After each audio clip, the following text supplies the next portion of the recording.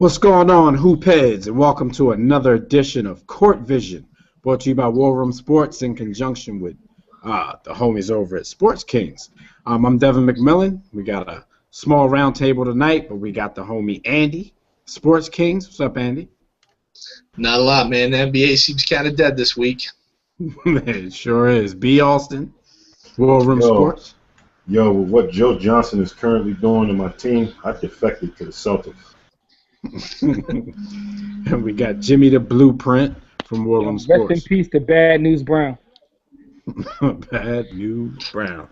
All right, so let's just get right into the week. First of all, we want to give a shout out as usual to the NBA Players of the Week. And this week, those players are Kyrie Irving of the Cleveland Cavaliers, and once again, LaMarcus Aldridge of the Portland Trailblazers. He's racking up a lot of those. Yeah, he sure is. Kyrie Irving helped the Cavs to a 2-1 week. He averaged 29 points a game, 6.3 assists, 2.3 steals, and he had a pretty good game against the New York Knicks. Gave them 37 points, but that ain't hard to be in here these days. But still, well, everybody put up buckets on the Knicks, yo. It's terrible. So LaMarcus Aldridge, this is his third NBA Player of the Week award this season. The Blazers went 4-0 last week. They are fourth in the Western Conference right now. He averaged 25.5 points, 14.8 rebounds, 3.3 assists, and 1.5 blocks. Of course, he led Portland in scoring every game last week. Real quick, fellas, since this is his third week winning this award, LaMarcus Aldridge, MVP candidate, you think? Won't happen, Captain. It deserves a mention, but yeah, there you go. He don't get a mention. He get a mention. He's definitely dominant force right now.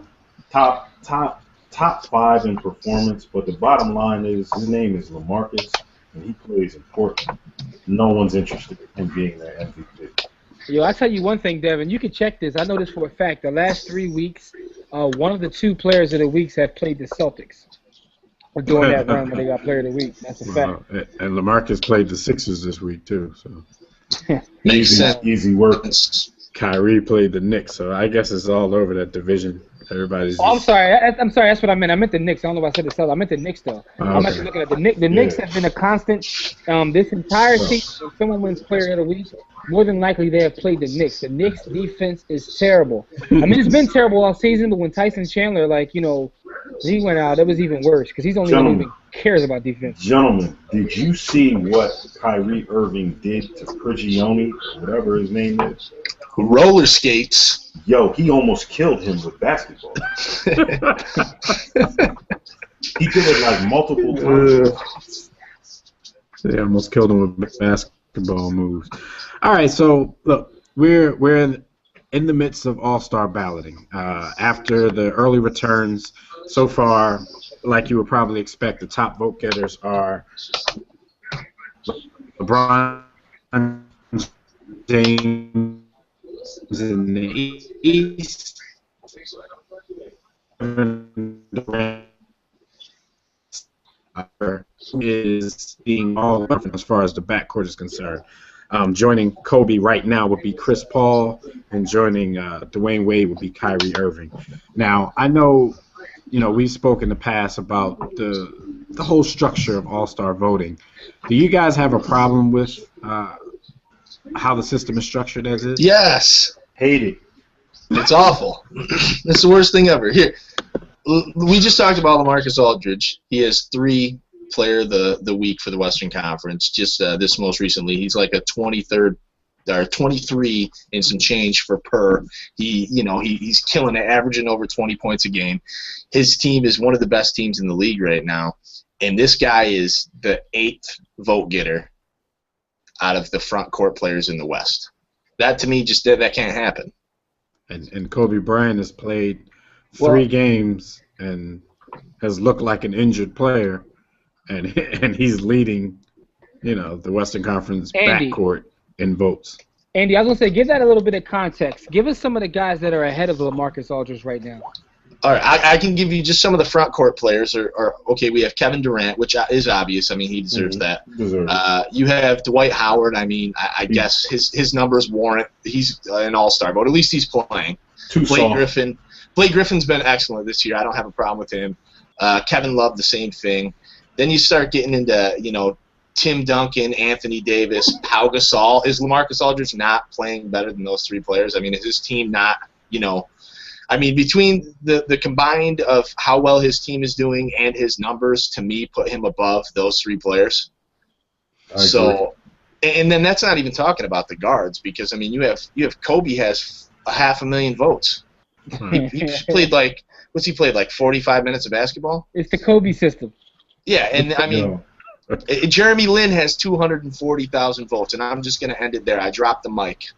Wow, see, yeah. But this system. China is a big place.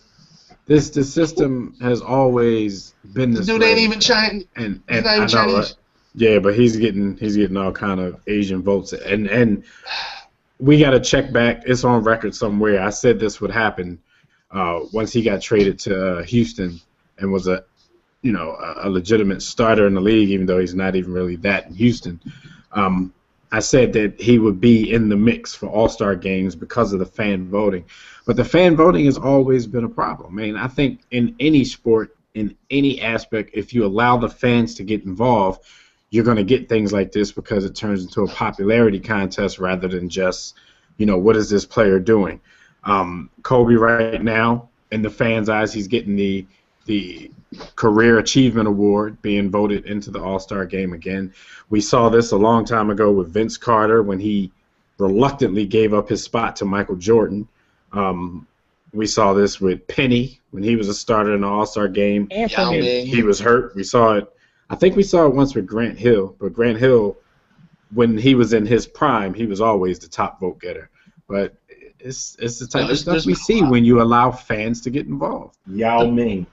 Yeah, Yao Ming. Tracy McGrady had one in there too, where he was injured all season and he was a starter. It's just one of those vicious circles. And again, I think we all everybody sitting here expects to see this sort of thing when the All-Star vote comes out. We know it's going to happen, so I don't think the problem lies there. The problem lies in the fact that the fans are still getting this vote. I don't think you're going to have fans say, "Hey, I won't watch this game because I didn't get the vote for Raymond Felton." But Andy, my thing is, why are you so surprised? You run a site where you talk to fans every day. Fans are idiots. Yeah, he's not. I'm not surprised.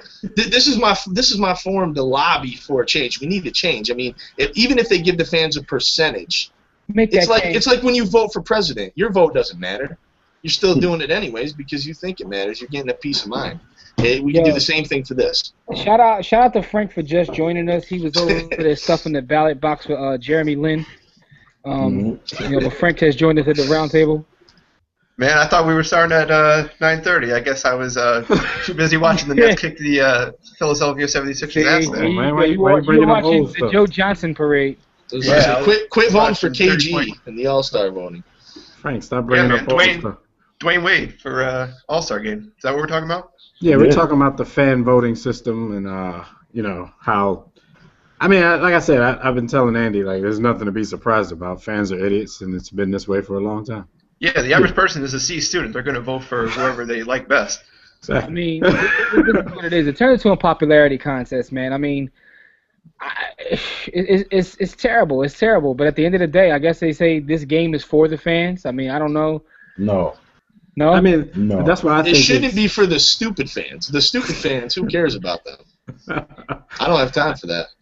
I think, that's why I usually look at it, and most of the time I look at the guys who got voted in by the coaches. Kind of think that's more of an honor than to get voted in, unless you're just, you're one of those guys where it didn't matter if it was the coaches or fans you would have been voted in. But some of these guys are... That's why I love taking it to another sport, because it's also a joke in football.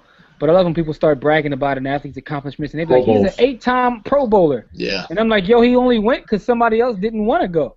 That is the worst argument anyone can make. What I pay attention to when I get into dialogues about a person's career or how good they are is their all NBA accomplishments. You know, how many all NBA teams do you have? And as far as rectifying the situation with fan voting, they need to allow them to vote like one player. And then we come up with another system like you get to vote in one guy, and then we handle the starters as well as the bench with either coach participation or some level of expert. He's making it easy on them. They can just vote in LeBron and Durant, and then it'll be legitimate.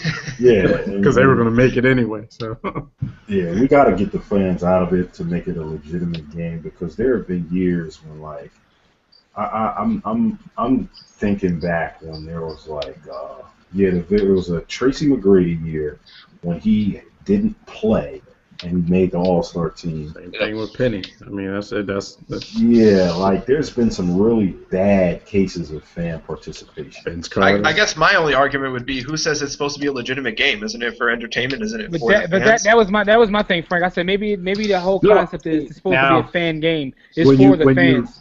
It's not like it's the MLB game and like you get home field advantage in the World Series or anything.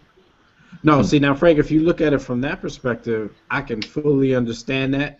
But like you guys just mentioned a few minutes ago, they use this when they want to, tell you how great a player was. 9 All-Star appearances, so they want to make it serious on his man's resume, but they want to make the game a clown show as far as the voting is concerned. So I mean, it just shows how popular. It's like they got to do something. When the announcers say it now, they say the most popular player of his time. Like, forget the fact of how good he was. He was just popular as hell. Or just they got to take some players off the ballot too. That's part of the problem. This is kind of what B. Austin was saying a little bit. Instead of just letting them vote for one player, why don't we narrow it down a little bit? I mean, you look through George Hill. Why is he on the ballot? I just don't understand. All right, they've already taken centers off the ballot. How about this? How about the coaches don't even vote players? The coaches just vote who goes on the ballot, and then once you're on the ballot, you pick from there. They should. That's a decent idea. I like that. I always said that. That ballot is printed up so early because they want to get it out at games when they start. Right. That ballot is printed up so early, you don't even really know who's good yet. We moving everything online now. Forget the ballot, yo. The ballot's all online. They want you to come to the game. They want to hand you something just to make you look like you're participating. They probably don't even count those ballots they hand out at the games, but. Oh, conspiracy. Oh, here we go. Now we talking. All right, let's get into it now. Let's talk about it. Not in David Stern's NBA. That would never happen. No conspiracies. David Stern should start vetoing some of these All-Stars. He should just veto that. He should veto Chris Paul. That's what I would veto. Yeah, he is a veto Pau Gasol. Yeah, I mean, the system is just flawed, and I don't really see them changing it. There's been a lot of sports who've been tinkering with their All-Star games lately, and to be completely honest, just from the standpoint of the actual game, I still think the NBA All-Star game is probably the best All-Star game out there. So not the NFL Pro Bowl? NFL Pro Bowl. NFL what? Yeah, there's not too much competition. That's the problem. I'd rather watch handicapped midget porn before the NFL Pro Bowl. That's a house party moment. That ain't hard to be in here. But wait, NFL Pro Bowl is terrible. Wait, what do you got against midget porn? No, never mind. No, handicapped porn. Let's not get it twisted. We don't know what Frank got caught up in Vegas. Midget porn. He just don't like handicapped midget. Yo, shout out to all my handicapped midgets out there, yo. We love you. We love you. We're gonna get shut down. All right. Anyway, man, it's been some buzzing in the New York and Los Angeles areas. Some trade rumors. We've been hearing. Some rumors of the Knicks and Lakers possibly talking about a deal that might include Tyson Chandler, maybe Iman Shumpert, for Paul Gasol. We've heard J.R. Smith's name come up a little bit. What do you guys think of that? Because first of all, I'm thinking if the Lakers are going to do business with the Knicks, I'm not doing business with anybody except for Carmelo Anthony. He can opt out at the end of the season, so this is one of those times where Carmelo Anthony can just go ahead and start forcing a trade if he wants out of there. And wait, Carmelo forced a trade? That no. Yeah, it's time for him to do what he does. I couldn't see him or Deron Williams doing that. Yeah, my thing is, Shumpert and Pau Gasol have been getting mentioned in trades like every year since they've been in the NBA on no matter what team. Like, it's crazy. Like, I don't even know what to say. I know I saw one thing. I saw Kobe getting Powell's ish the other night because Powell wasn't playing defense and he called him fat. Stop going to my man, Corral. Wait, my man Kobe, Kobe who said, weighs I'm 225, calling Powell fat. Yo, my man Kobe said, I'm going to talk to that Spaniard's ass. He keeps dropping passes, and I'm getting turnovers. He literally said that. Yeah, he definitely he did. Yeah, he said that. Like Kobe's out of control right now. I don't know what he thought he was coming back to, but I think he realizes now what he came back to. Yeah, but Kobe, what did he in the think last it was going to few be? years, he's turned into that ornery old NBA vet who goes in front of a camera and says anything he wants to say. He's like an old man. He has no governor right now. No filters. Like, whatever comes in his mind, he's going to say. Tell that Spaniard to stop dropping my passes. He called him a Spaniard. Like, come on, man. But are you not entertained? It's because it can't get any worse than Colorado. So now he can basically do or say what he wants. Oh, whoa. Nobody bats an eyelash. No, man, I got away with that. The eagle has landed. I believe you, Kobe. I believe you. The eagle has landed. I believe you, Kobe, man. She had mellow. She had like 9 samples in her drum. He's like, y'all want me to play with Jody Meeks? Yo, Swaggy P. So what would you guys, considering, Chris Kaman has gotten, he's getting less than 17 minutes a game, and we kind of thought that was an okay pickup, considering they lost to White. Would the Lakers be better off trying to actually go after a Tyson Chandler, but having to surrender Pau Gasol in the process? Is that a good deal for you guys? Well, they'd have to get back more because Chandler's or Pau Gasol's contract is about $5 million or $6 million more than Chandler's. Yeah. So that's where the J.R. Smith or the Iman Shumpert comes in because they can't legally make that trade. And you would have to think if the trade's going to happen, it would be J.R. Smith because who wants that guy at the end of the day? Andy. Hold on. So J.R. Smith and Swaggy P. J.R. Smith, Swaggy P on the same team? With Kobe? Trying to get shots from Kobe? Yo. There would be a death in that locker room. I'm speaking from the Knicks camp. If the Knicks have the choice of who to get rid of, they're not going to say, hey, Shump or Swaggy P. Jr. and then give them Shump and when they have an opportunity to unload J.R. Smith. I mean, they're getting rid of B. Austin's boy Earl. That's like Call of. We can call him Call of Duty. That's gonna be the nickname of the team. Call of Duty in town. If I'm the Lakers, I'm sending somebody to go tamper and talk to Carmelo and tell him to do what he does and force something to happen. And they can send Swaggy, Meeks, all those guys to try to match Carmelo's salary. Because here's the thing. At the end of the day, like where the Knicks are, the Knicks have to blow that up. There's no way to salvage what they have in terms of a team to build a contender, in my personal opinion. They have to blow that up. So get something for them. Well, Dolan's going to veto everything that comes through his office. I don't even though the Lakers are already $7.5 million over the luxury tax. I don't even think that's opinion. I think that's fact, Jimmy. Yeah, the trade for me is simple. I mean, I think it's a good trade for the Lakers if they can get Tyson Chandler for Pau Gasol. If you're adding J.R. Smith, though, I think for the Knicks, you want J.R. Smith in that trade, but for the Lakers, you want Iman Shumpert in that trade, and I think that would make or break the trade, in my opinion. Right. But you don't think the trade-off for offense to defense, do you think that would leave the team like right where they are? You don't need any more offense. You got Kobe and Swaggy P. Kobe that's hasn't enough even. Offense. We're still waiting on Kobe to start shooting the ball. First of all, what are the Knicks gaining by getting Pau Gasol though? Like, where does that put them? They lose the only defensive presence they have. Well, for Pau Gasol. Expiring contract. That's what you get. You get $60 million coming out. That's the thing. Like both teams. That's not worth what it used to be, though. I mean, what are they going to do with that? With their situation right now. I mean, especially if it has to be Iman Shumpert. I mean, it is New York though. An expiring contract in New York, they're still able to lure some people there, albeit Carmelo and Stat. It didn't really work out the way it was supposed to, but shout out to Stat for looking like he's alive lately. Yeah, he has been balling a little. I mean, and as much as he hasn't lived up to expectations, I still don't. I'm not with Woodson with not playing him. The man used to be a superstar. I mean, I think he could have he could give the Knicks a little more than he has over the last year. Well, not really because he's always injured, but I take that back. Statin Mellow. Don't worry. I mean, with the whole, he was coming off the bench because he and Melo couldn't coexist last year, quote unquote. Y'all gonna have to make that work. You're good. Yeah. You're good. Let's make this work. The problem is they both need the ball. That's the main issue. That's what everybody said when they first got them together, is that they both need the ball. And it's just never going to work because Stat doesn't space the floor for Melo to operate. They operate on the same part of the floor. It was a stupid-ass idea. Yeah, they need the ball in the same spot. It was the wrong two players. And that creates a problem. Is damn near power forward himself.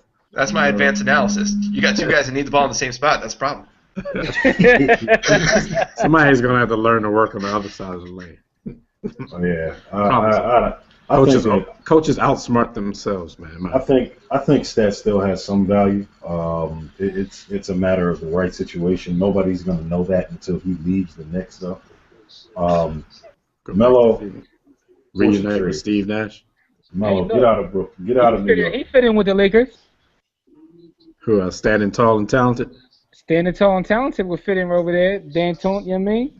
Yeah, D'Antoni. Maybe Nash should start playing if he comes back. You got to get that Phoenix medical staff, though. Go to Germany, get some knees. Nash should get a back transplant. You better rob a bank, too, because you ain't affording that. Go get that Kobe treatment in Germany. You'll be good to go. Yeah, Andrew Bynum tried that. He left us hanging. No. Andrew Bynum has a broken desire. Like, his desire. His desire is broke. This sounds like a 50 Shades of Grey book. Broken Desires. He has a broken desire. Yo, man. Bynum wants to be a professional bowler. That's what he does. That guy's crazy. I don't even know what he's thinking most of the time. Remember his hair last year? What was going on with that? Frederick Douglass. To see how weird he could look on the sideline. So we need to get an Andrew Bynum Boogie Cousins front court just for entertainment purposes. Does anybody want to weigh in on the whole Chris Kaman thing? I mean, if Tyson Chandler happens to come there, I can't even ask what does it mean for him because he doesn't get any burn now. So Hulk Hogan is why did they sign him? What does Kaman do that we haven't seen that's wrong? Because he's kind of bounced around, and he's never really had like a home. And he said, he looked at this Lakers opportunity as, a chance to kind of rebuild his career because he's had a couple of up and down seasons the past few, and he just saw the void that they had, and he thought that he really would step in and help. But now he's down at the end of the bench. He didn't even get in against the Bobcats on Sunday. Like, how do you not play against the Bobcats? It's because he looks creepy. I think if you look at his game, I'll probably get mad at that. Look at how the Lakers play in D'Antoni's system, he just doesn't fit there. He doesn't fit at all. I mean, it wasn't a good fit to begin with. I don't even know what the point of him coming here was. I mean, D'Antoni is on record as saying that big guys do nothing but clog the lane up. So he likes a more athletic, five guy that's like so Jimmy, so give him Bargnani. Do you blame Bargnani? Kaman? Do you blame Kaman for not doing his due diligence before choosing the Lakers? Yeah, I know. He just looked at the fact that they were losing a center. But I'm still blaming Mike Brown for some reason. It's Mike Brown. Mike Brown. So is LeBron. We may be losing sight of the fact that the Lakers paid him like $7 or $8 million to come there too. So he got a nice shake. For how many years? It was like a 1 year deal. 1 year deal, so he's getting paid to sit there, so he's cool. He's getting $8 million to sit. I don't know the details of his contract, but it seems like he might be one of those guys that gets bought out, in January, and then he comes. All of a sudden, it's like the playoffs, and Indiana just needs like a big guy off the bench. All of a sudden, you see Chris Kaman, and you're just like, where'd he come from? That just making a difference in a playoff series. That would be out of control if he landed there. He's gonna end up with the Heat. Watch, because they seem to get lucky all the time, and that's exactly what they need is a Chris Kaman. Wait, Jimmy, what about Greg Oden? Front line of Kaman and Oden. Who's Greg Oden?